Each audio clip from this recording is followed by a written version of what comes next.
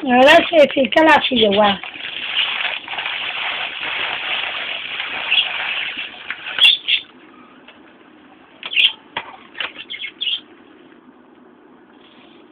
Se separa.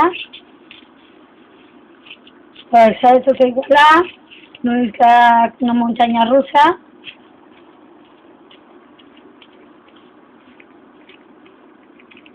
Tota tapadeta perquè no... perquè es vaig a ver en el Pireu.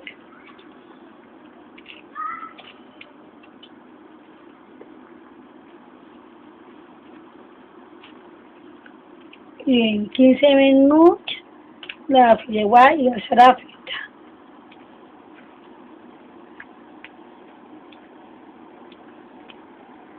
Ben mescladeta, no és que en un lloc més hi ha tremenós, i és que perfecte.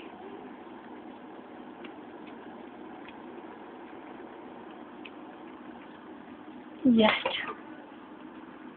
De 10 a 15 minuts la fideuà a foc un poc menys, quasi a mínim, estarà.